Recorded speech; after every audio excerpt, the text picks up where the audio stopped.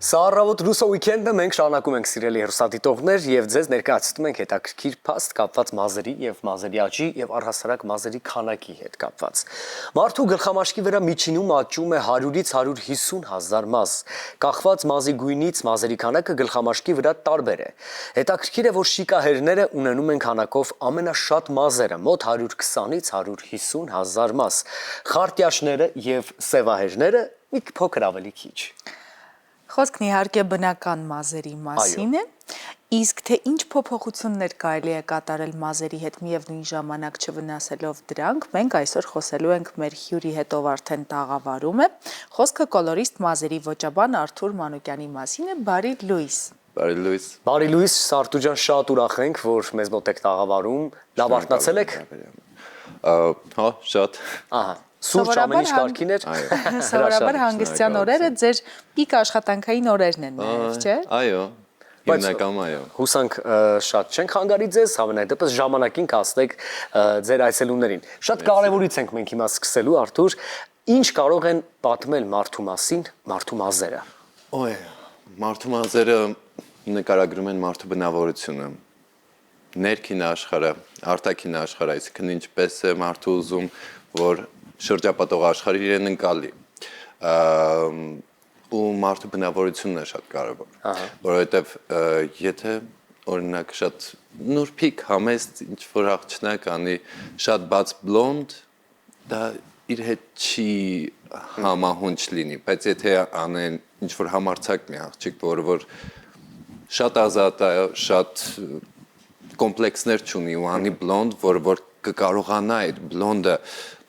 վաճառել, կոպիտ ասած, այսինքն ցույց տալ, խաղալ այդ բլոնդի հետ, այդ դեպքում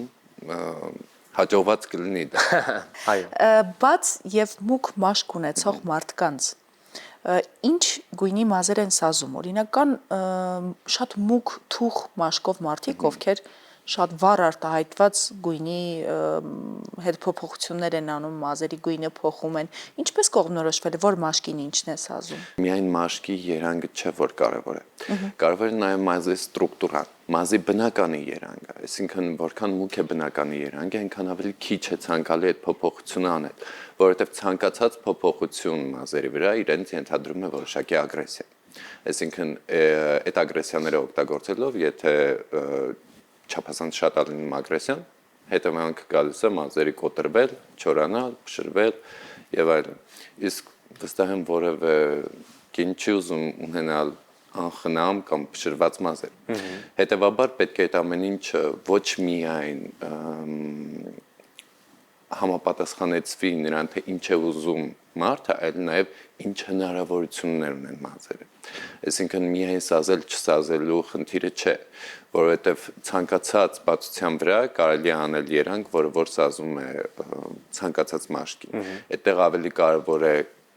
բաց երանգի քանակությունը եւ անցումները։ Այսինքն եթե օրինակ մենք աշխատում ենք ավելի կլոր դեմքերի հետ, այդ բaragայում ավելի շատ գերակշռող դեմքի շրջան պիտի լինի մուգ հատվածը։ Եթե մենք աշխատում ենք ավելի օվալաձև դեմքի հետ, այդտեղ արդեն ընտրությունները շատ են ու կարելի անել ցանկացած տեսակի անցումներ։ Եվ դա նորմալ կնայվի մարդու հետ։ Սա մի ամբողջ գիտություն է, այո, ռիսկի պետք չէ դիմել։ Երբ խոսում ենք ագրեսիայից,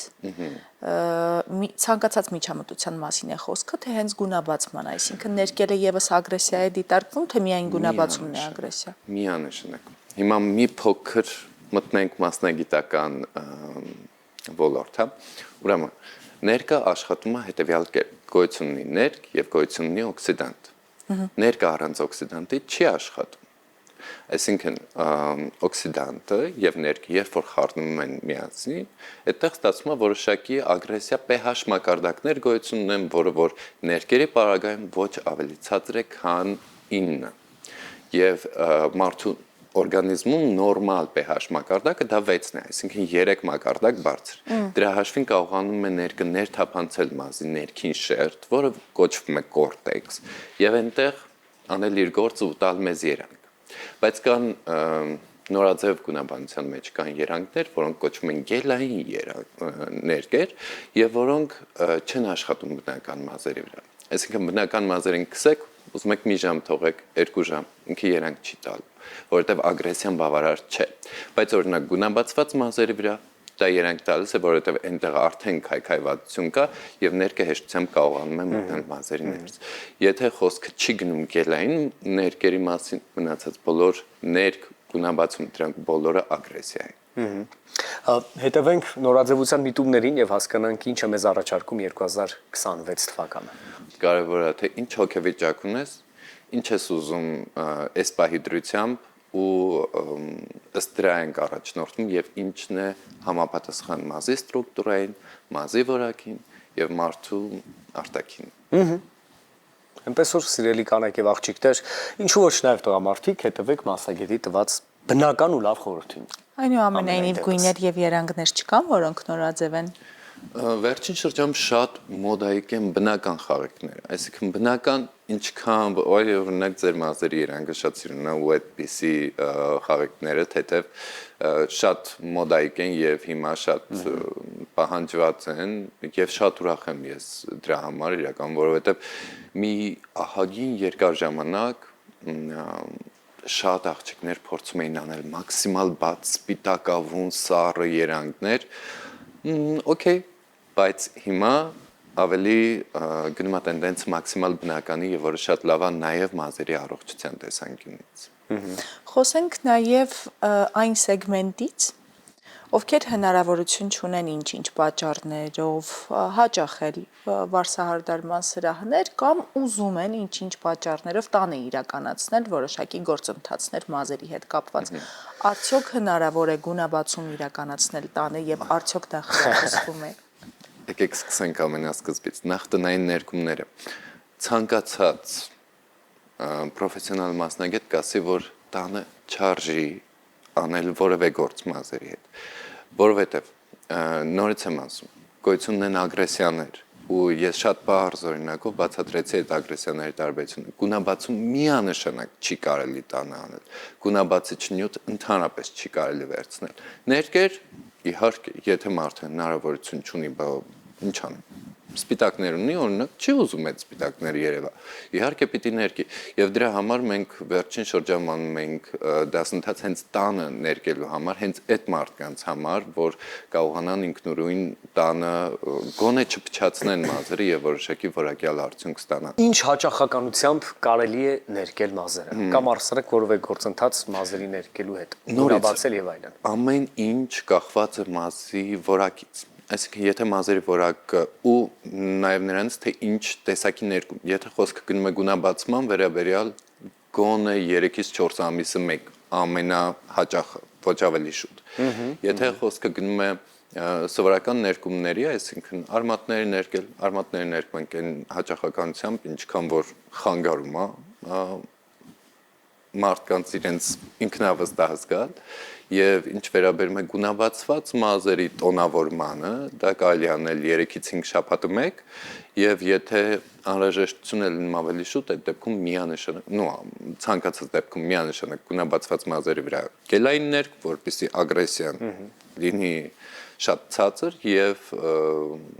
այդ դեպքում արդեն 3-ից 5 շաբաթը մեկ հանգիստ կարելի է ներկել։ Դրանց ավելի շուտ իմաստ չունի։ Նույնիսկ եթե մազի գույնի փոխումը, երանգավորումը կամ գունաբացումը կամ ցանկացած բան, որ արվում է մազի հետ, եթե նույնիսկ դա արվում է պրոֆեսիոնալ մակարդակով, միևնույնն է ինչ որտեղ այն վնասում է բնական մազին ու արմատը։ Ես միշտ դա եմ ասում, որ գունաբացումը ինքնին քիմիական process է եւ դա դրական process չէ մազերի համար։ Երբևէ դրական process չի կարող լինել երբեք։ Ցանկացած փոփոխություն իր հետ բերում է որոշակի ագրեսիա, բայց այդտեղ նաև կա մեդալի հակառակ կողմ, հա, դա չի ենթադրում իրենից, որ մազերը պիտի փոկվեն, խափվեն։ Դա նշանակում է, որ մենք գործ ունենք ագրեսիայի հետ, որի հետ պետք է աշխատել, այսինքն պետք է ճիշտ խնամել, այսինքն այնպես չի։ Ներկեցինք, վсё, գնացինք տուն հանգիստ նույն ձև ինչով ուզենք կլվանանք, ինչ ուզենք կանենք, ինչքան ուզենք կհարդարենք։ Եկանք դրան, ինչպես ճիշտ խնամել մազերը առհասարակ։ Կա ոսկե կանոն։ Եթե ուզում ենք ունենալ շատ փայլուն, սիրուն, փափուկ մազեր, այդ պարագայում մեզ պետք է լավ շամպուն, լավ շամպունացվածը շամպունը միշտ ընտրում ենք ըստ գլխամաշկի։ Այսինքն այն շամպունն ենք վերցնում, որ մեր գլխամաշկը նորմալ մաքրում է։ Յուղոտ մաշկի համար կամ ոչ այդքան յուղոտ։ Ու շատ կարևոր է մազերի դիմակը։ Դա շատ կարևոր է, ամենակարևոր բանն է, ինչը որ պետք է օգտագործել։ Մազերի դիմակն էլ ըստ մազերի վնասվածության կամ ըստ մազերի ստրուկտուրայի։ Այսինքն կարելի է վերցնել շատ թանկ ինչ-որ խնամք, որը որ չօգնի ընդհանրապես, որովհետև այդ մազերի ստրուկտուրայի համար չի նշանակում, որ դա վատն է, այլ այդ մազերի համար չի, պետք է վերցնել այն ինչը որ հենց մազերի տեսակի համար է, եւ դա պետք է մասնագետի հետ նաեւ խորհրդակցել, թե ինչ վերցնել։ Եվ դրանից բացի շատ կարևոր բան, որ մաքսիմալ տաքությունից հեռու լինենք, այսինքն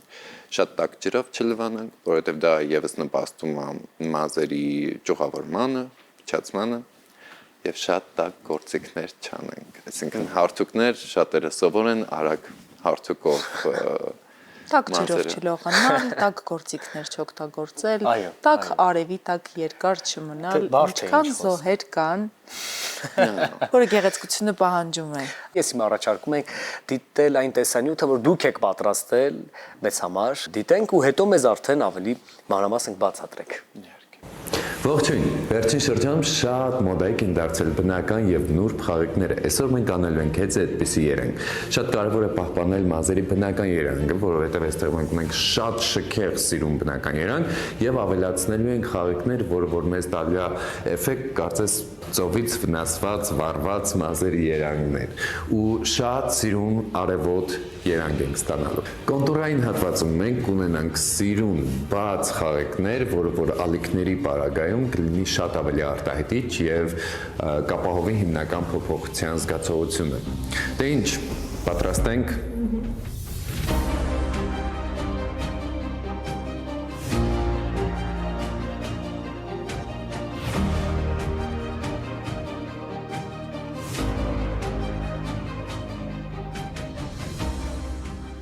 Ինչ կատարվեց այստեղ, ընդհանրապես ինձ թվաց, որ գունաբացում, բայց դե մեծ ու ծավալուն աշխատանք էր այստեղ։ Այո, սա բավական ծավալուն աշխատանք է, որովհետև ոչ 1, ոչ 2 ժամ, այստեղ կարող է տևողությունը հասնել մինչև 6-7 ժամի։ Այդտեղ ամեն հատիկ մազիկի հետ առանձին աշխատանք է արվում։ Եվ գունաբացման process-ում շատ կարևոր է հետևել process-ին, որովհետև նորից մենք գործ ունենք ագրեսիայի հետ եւ դա բավական երկար է տևում, դրանից հետո արդեն անցնում ենք հիմնական սահմանության ապահովման, այսինքն սահմանությունը ապահովում է երկու միջամտությամբ, մեկը մազերի մեջից մանր մազիկների առանձնացմամբ, ինչպես եւ տեսանք հոլովակում, եւ երկրորդը արդեն ներկի միջոցով, այսինքն կամած մուքից գալիս է ավելի դեպի բաց խաղիկների եւ հետո արդեն հիմնական տոնավորման փուլը, որը որ շատերի մոտ տպավորություն ալին, որ մի անգամ տոնավորման են ստանում, այսինքն մի անգամ ներկդրեցին վերջ, բայց իրականում իմ աշխատանքային process-ում ես կիրառում եմ մի քիչ այլ սխեմա, այսինքն այնտեղ օրինակ երանգ է, որը որ նեյտրալ է, թեթև վարդագույն կամ թեթև կարամել երանգներ ունի, այդ բոլոր շերտերը մենք հատ առ հատ դնում ենք, այսինքն մի ներկով չենք անում, եւ դա հնարավորություն է տալիս երանգին մաքսիմալ երկար մնայունություն եւ մաքսիմալ տարբեր խաղեր, այսինքն տարբեր լուսավորության տակ դա տարբեր երանգներ է ստանում։ Որոնք են կողմնորոշիչները հասկանալու համար ինչ անել գունաբացելու պարագայում, որ ժանգագույն չստացվի մազը, թե դա եւս գալիս է գույնի շարքից, ինչքան մուգ լինի, այնքան նարնջագույն կբացվի, ինչքան բաց լինի, այդքան հաշվարկներ կան գույների մեջ։ Տարածված արտահայտություն է, գիտես, մազերը ժանգագույն են դարձել։ Մազերը ժանգին նման են, այո։ Իրականում շատ տարածված խնդիր է եւ շատ հեշտ լուծելի իրականում։ Ինչով է հեշտ լուծելի։ Նայեք, ժանգագույնը առաջանում է այն պարագայում, երբ որ մազերը մուգ են եւ այդտեղից փորձում ենք փոփոխություն անել, բայց ագրեսիան բավարար չի լինում, այնքան բացացնելու, ինչքան որ անհրաժեշտ է, որպեսզի այդ ժանգագույնի սահմանը անցնի, որովհետեւ մազերը, եթե նայենք թե ինչպես են գունաբացվում, կարմիր, հետո նարնջագույն, հետո նոր դեղին կամ ոսկեգույն, հա, եւ եթե հասնում են նարնջագույնի սահմանին եւ այն կողմ չի գնում, այսինքն չի բարձրանում դեպի ոսկեգույն, այդտեղ ստացվում է ժանգագույնը։ Այսինքն դա ոչ բավարար ագրեսիայի հետևանք է հիմնական կամ ոչ ճիշտ ներկի, բայց հիմնական ոչ բավարար ագրեսիայի, որովհետև ներկելուց էլ պարզապես ներկի օգտագործումից էլ կարելի է ստանալ ժանգագույն, այդտեղ ոչ ճիշտ ընտրված ագրեսիան նորից, որովհետև կարող է ագրեսիան շատ քիչ լինել ու չկարողանա մազերի վրա անել այն փոփոխությունը, ինչ որ անհրաժեշտ է ու լինի ժանգագույն, կամ շատ լինել եւ հակառակ մի բան էլ ավելի շատ քայքայի մազերը ու ստացվի ժանգագույն։ Եվ այդ ամենը իրական շատ հեշտ լուծելի խնդիր է եւ ունի երկու լուծում՝ կամ մքեցում, կամ բացացում։ Հիմնականում մարդիկ չեն ուզում ավելի մքացնել, ուզում են ավելի բացացնել եւ այդտեղ նորից կարեւոր է մազերի ստրուկտուրան, որպեսզի հասկանանք հնարավոր է ավելի բացացնել թե ոչ։ Դե յուրաքանչյուր կին ուզում է խնամած լինել, ուզում է գեղեցիկ լինել եւ բոլոր այն աղջիկները, ովքեր ապագա մայրերի կարգավիճակում են, մեր հղիներին անդրադառնանք, արդյոք կարելի է հղիության շրջանում ներկել մազերը կամ եթե կարելի է, ապա որ տարբերակներով կամ գուցե չի կարելի, չգիտեմ, այս հարցերի պատասխանները լսենք ձեզնից։ Նայեք, ամենից շատ լոգիկայով է ուղղորդված։ Առաջին 3 ամսում միանշանակ որևէ փոփոխություն չի կարելի անել, որևէ աշխատանք մազերի հետ չի կարելի անել քիմիական տեսանկյունից։ Դրանից հետո միայն բժշկի թույլատվությամբ, եթե իհարկե խոսքը գնում է մազարմատի մասին, այսինքն ինչը որ օրգանիզմի հետ առնչություն չունի, ինչը որ արվում է մազերի երկարության, դա օրգանիզմի հետ առնչություն չունի, հետևաբար կապ չունի, հղի է, թե հղի չէ, բացարձակ կապ չունի, բայց ինչը որ գնում է մազարմատին, դա միանշանակ բժշկի թույլտվությամբ պիտի արվի։ Գոյություն ունեն առանց ամոնիակի ներկեր, որոնք իրենց ենթադրում են շատ ավելի քիչ ագրեսիա, հիմնական ստանդարտ հղիների պարագայում օգտագործվում է դա, բայց դա իրենց չի ենթադրում, որ բացարձակ քիմիա չունի, դա իրենց ենթադրում են, որ ավելի քիչ քիմիապես ակտիվ է։ Իսկ եթե օրինակ առաջին եռամսյակում առնվազն մարդը չի իմանում իր հղիության մասին եւ պարբերաբար միջամտություններ է անում մազերի հետ ընդհուպ մինչեւ գունաբացում, ինչ կարող է տեղի ունենալ եւ դա ինչով է վտանգավոր։ Տեսեք, հորմոնալ ֆոնի փոփոխությունների հետ կապված կարող է գլխամաշկու վրա ունենալ ալերգիկ ֆոն կամ հնարավոր է նայած թե ինչ ֆոնի փոփոխություն է եւ ինչպես է օրգանիզմը արձագանքում, հնարավոր է այդտեղ մազերը փոկվեն։ Այդպես դեպք ես ունեցել եմ շատ շուտ, երբ որ ես նոր սկսում էի աշխատել, հաճախորդ ուրեմն մազերը թեստավորել ենք, խորհրդատվությունը անցկացրել ենք ու հիմա գունաբացման process-ի ընթացքում բացում ես, որ process-ը ստուգես ու մազերը փոկվում են։ Ոչ թե մեջտեղում ամեն ինչ օքեյ, արմատին մոտից։ Իմ համար հարցականներ, բայց հաջողորդ բացարձակ զարմացած չէ, որովհետև ինքը տեղյակ էր, որ իր մոտ հորմոնալ դիսբալանս է եւ ասաց օքեյ, մի վախեցի, մոտ սենց խնդիր կա, ես տեղեր եմ ընդունում, ասացի, օքեյ, լավ բրցանք, բայց Վերադառնանք նաև մազերի խնամքին։ Դիմակները ասացիք, որ շատ կարևոր են եւ պարտադիր մազերի խնամքի հարցում։ Ինչպես ճիշտ օգտագործել դիմակը, որովհետեւ մենք հաճախ դիմակներից օգտվում ենք, բայց գործածման ճիշտ ձևերը չգիտենք։ Ես ասեմ ավելին 90 եւ ավել տոկոս դեպքերում մարդիկ շատ սխալ են օգտագործում ու պարզապես իրենց խնամքի միջոցը ուղղակի հանձնում են ջրին։ Սովորաբար երբ ենք օգտագործում դիմակը, երբ որ մազերը լվանում ենք։ Ու այստեղ շատ պարադոքսալ բան է գալիս, երբ որ սալոնում են անում, մազերը շատ փայլունա լինում ու փափուկալ, երբ որ տանն են անում, չէ, ինչի։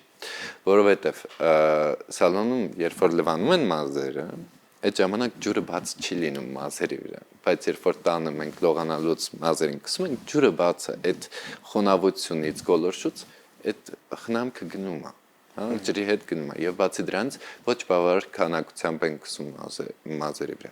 Այսինքն չի կարելի ուղղակի վերցնել մի քիչ ու քսել մազերին, վերջ թողեցինք։ Չէ, այդպես չի, պետք է մազերը բավականին լավ շերտով լինեն դիմակի մեջ ու կարևոր է որ ամեն միլիմետրը արմատից 3 սանտիմետր ներքև ամեն միլիմետրը պիտի լինի